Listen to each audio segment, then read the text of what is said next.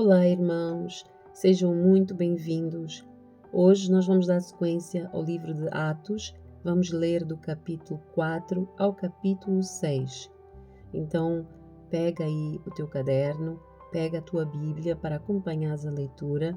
Lembra-te que o momento da leitura é um momento para nós reservarmos para Deus, é um momento para estarmos em comunhão com Deus, para que nós possamos ouvir pelo Espírito do Senhor aquilo que o Senhor quer falar aos nossos corações. Amém? O livro de Atos ele é incrível porque ele mostra como é que foi o início da igreja primitiva. Então, que nós possamos, através das histórias que estão aqui contidas nestes capítulos, que nós possamos absorver essa mesma fé que todos eles tinham no início, a mesma paixão que eles carregavam quando iam para pregar o Evangelho a todas as nações. Então, que nós possamos, enquanto lemos as Escrituras, que nós possamos absorver, não é, dessa experiência para as nossas vidas. Amém? Então, assim, vamos começar com Atos capítulo 4. Pedro e João diante do conselho de líderes. Enquanto falavam ao povo, Pedro e João foram confrontados pelos sacerdotes, pelo capitão da guarda do templo e por alguns saduceus. Os líderes estavam muito perturbados porque Pedro e João ensinavam ao povo que em Jesus há a ressurreição dos mortos. Eles os prenderam e, como já anoitecia, os colocaram na prisão até a manhã seguinte. Muitos que tinham ouvido a mensagem creram, totalizando agora cerca de 5.000 homens. No dia seguinte, o conselho das autoridades, dos líderes do povo e dos mestres da lei se reuniu em Jerusalém. Estavam ali Anás, o sumo sacerdote, e também Caifás, João, Alexandre e outros parentes do sumo sacerdote. Mandaram trazer Pedro e João e os interrogaram: com que poder ou em nome de quem vocês fizeram isso? Cheio do Espírito Santo, Pedro lhes respondeu: autoridades e líderes do povo, estamos a ser interrogados hoje porque realizamos uma boa ação em favor de um aleijado e os senhores querem saber como ele foi curado. Saibam os senhores e todo o povo de Israel que ele foi curado pelo nome de Jesus Cristo, o Nazareno, a quem os senhores crucificaram, mas a quem Deus ressuscitou dos mortos. Pois é a respeito desse Jesus que se diz: a pedra que vocês, os construtores, rejeitaram, se tornou a pedra angular. Não há salvação em nenhum outro. Não há nenhum outro nome debaixo do céu, em toda a humanidade, por meio do qual devamos ser salvos. Quando os membros do conselho viram a coragem de Pedro e João, ficaram admirados, pois perceberam que eram homens comuns, sem instrução religiosa formal. Reconheceram também que eles haviam estado com Jesus, mas não havia nada que pudessem fazer, pois o homem que havia sido curado estava ali diante deles. Assim, ordenaram que Pedro e João fossem retirados da sala do conselho e começaram a discutir entre si. O que faremos com estes homens? Perguntavam uns aos outros. Não podemos negar que realizaram um sinal, como todos em Jerusalém sabem. Mas, para evitar que espalhem a sua mensagem, devemos adverti-los de que não falem nesse nome a mais ninguém. Então, os chamaram de volta e ordenaram que nunca mais falassem nem ensinassem em nome de Jesus. Pedro e João, porém, responderam: os senhores acreditam que Deus quer que obedeçamos a vocês e não a Ele? Não podemos deixar de falar do que vimos e ouvimos. Os membros do conselho fizeram novas ameaças, mas por fim os soltaram. Não sabiam como castigá-los sem provocar um tumulto, visto que todos louvavam a Deus pelo ocorrido, pois o aleijado havia sido curado milagrosamente, tinha mais de 40 anos de idade. Os discípulos oram pedindo coragem. Assim que foram libertos, Pedro e João voltaram ao lugar onde estavam os outros irmãos e lhes contaram o que os principais sacerdotes e líderes tinham dito. Ao ouvir o relato, todos os presentes levantaram juntos a voz e oraram a Deus. Ó soberano Deus, Criador dos céus e da terra, do mar e de tudo o que neles há, falaste há muito tempo atrás pelo Espírito Santo nas palavras do nosso antepassado Davi, o teu servo. Por que é que as nações se enfureceram tanto? Porque perderam tempo com planos inúteis. Os reis da terra se prepararam para guerrear, os governantes se uniram contra o Senhor e contra o seu Cristo. De facto, isso aconteceu aqui, nesta cidade, pois Herodes Antipas, o governador Pôncio Pilatos, os gentios e o povo de Israel se uniram contra Jesus, o teu santo servo, a quem ungiste. Tudo o que fizeram, porém, havia sido decidido de antemão pela tua vontade. E agora, Senhor, ouve as ameaças deles e concede aos teus servos coragem para anunciar a tua palavra. Estenda a tua mão com poder para curar e que sinais e maravilhas sejam realizados por meio do nome do teu santo servo, Jesus. Depois desta oração, o lugar onde estavam reunidos tremeu e todos ficaram cheios do Espírito Santo e pregavam corajosamente a palavra de Deus. Os discípulos compartilham os seus bens. Todos os que creram estavam unidos em coração e em mente. Não se consideravam donos dos seus bens, de modo que compartilhavam tudo o que tinham. Com grande poder, os apóstolos davam testemunho da ressurreição do Senhor Jesus, e sobre todos eles havia grande graça. Entre eles não havia necessitados, pois quem possuía terras ou casas vendia o que era seu e levava o dinheiro aos apóstolos para que dessem aos que precisavam de ajuda. José, a quem os apóstolos deram o nome de Barnabé, que significa filho do encorajamento, era da tribo de Levi e tinha nascido na ilha de Chipre. Ele vendeu um campo que possuía e entregou o dinheiro aos apóstolos. Atos, capítulo 5. Ananias e Safira. Havia, porém, um homem chamado Ananias, que com a sua esposa Safira vendeu uma propriedade. Levou apenas parte do dinheiro aos apóstolos, mas, com a aprovação da esposa, afirmou que aquele era o valor total e ficou com o resto. Então Pedro disse: Ananias, por que é que você deixou Satanás encher o seu coração? Você mentiu para o Espírito Santo quando guardou parte do dinheiro para si. A propriedade era sua para vender ou não, como quisesse. E depois de vendê-la, o dinheiro também era seu para entregar ou não. Como pôde fazer uma coisa dessas? Você não mentiu para nós, mas para Deus. Assim que Ananias ouviu essas palavras, caiu no chão e morreu. Um grande temor se apoderou de todos que souberam o que havia acontecido.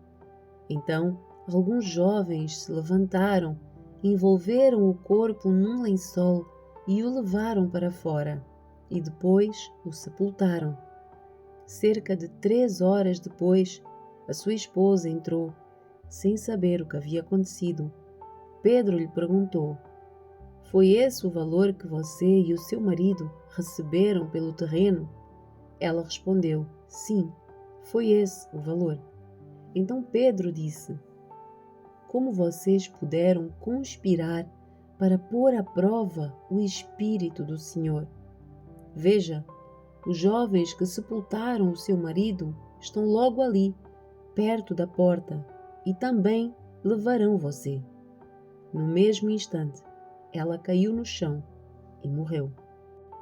Quando os jovens entraram e viram que ela estava morta, levaram seu corpo para fora e a sepultaram ao lado do marido. Um grande temor se apoderou de toda a igreja e de todos os que souberam desse acontecimento. Os apóstolos realizam muitas curas. Os apóstolos realizavam muitos sinais e maravilhas entre o povo. Todos se reuniam regularmente no templo, na parte conhecida como Pórtico de Salomão. Quando se reuniam ali, ninguém mais tinha coragem de juntar-se a eles, embora o povo os tivesse em alta consideração. Cada vez mais pessoas, multidões de homens e mulheres, criam no Senhor. Como resultado, o povo levava os doentes às ruas, em camas e macas, para que a sombra de Pedro cobrisse alguns deles enquanto ele passava. Muita gente vinha das cidades ao redor de Jerusalém, trazendo doentes e atormentados por espíritos impuros, e todos eram curados. Os apóstolos enfrentam oposição. Tomados de inveja, o sumo sacerdote e os seus oficiais, que eram saduceus, prenderam os apóstolos e os colocaram numa prisão pública. Um anjo do Senhor, porém, veio durante a noite, abriu as portas do cárcere e os levou para fora. Vão ao templo e transmitam ao povo esta mensagem de vida, disse ele. Desse modo, ao amanhecer, os apóstolos entraram no templo conforme haviam sido instruídos e, sem demora, começaram a ensinar. Mais tarde, o sumo sacerdote e os seus oficiais chegaram, reuniram o conselho, isto é, toda a assembleia dos líderes de Israel, e mandaram buscar os apóstolos na prisão. Mas, quando os guardas do templo chegaram à prisão, os homens não estavam lá. Então voltaram e contaram. A prisão estava bem trancada, com os guardas vigiando do lado de fora. Mas quando abrimos as portas, não havia ninguém. Ao ouvir isso, o capitão da guarda do templo e os principais sacerdotes ficaram perplexos e perguntavam-se o que aconteceria em seguida. Então alguém chegou com a seguinte notícia: Os homens que os senhores puseram na cadeia estão no templo a ensinar o povo. O capitão e os seus guardas foram e prenderam os apóstolos, mas sem violência, pois temiam que o povo os apedrejasse. Em seguida, levaram os apóstolos e os apresentaram ao conselho de líderes do povo, onde o sumo sacerdote os confrontou. Nós lhes ordenamos firmemente que nunca mais ensinassem em nome desse homem, disse ele.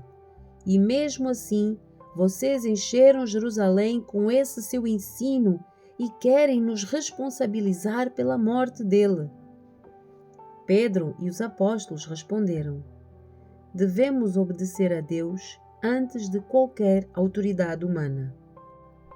O Deus dos nossos antepassados ressuscitou Jesus dos mortos depois que os senhores o mataram, pendurando-o numa cruz. Deus o colocou no lugar de honra à sua direita como príncipe e salvador, para que o povo de Israel se arrependesse dos seus pecados e fosse perdoado. Somos testemunhas dessas coisas, e assim é também o Espírito Santo que Deus dá àqueles que lhe obedecem. Quando ouviram isso, os membros do conselho se enfureceram e decidiram matá-los. Um deles, porém, um fariseu chamado Gamaliel, especialista na lei e respeitado por todo o povo, levantou-se e ordenou que eles fossem retirados da sala do conselho por um momento. Em seguida, disse aos demais: Israelitas, cuidado com o que planeiam fazer a esses homens. Algum tempo atrás, surgiu um certo Teudas que afirmava ser alguém importante. Umas 400 pessoas se juntaram a ele, mas foi morto e os seus seguidores se dispersaram, e o movimento deu em nada.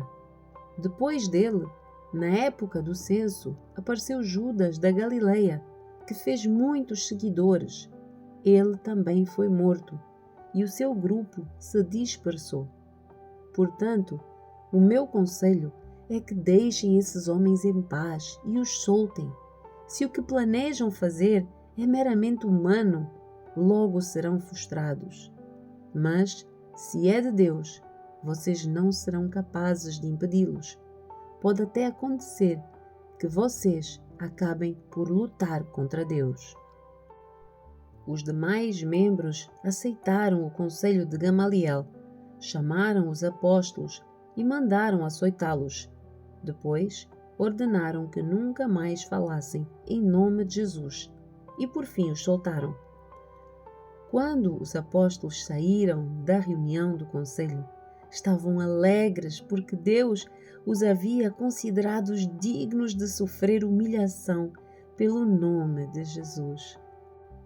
E todos os dias no templo e de casa em casa continuavam a ensinar e a anunciar que Jesus é o Cristo.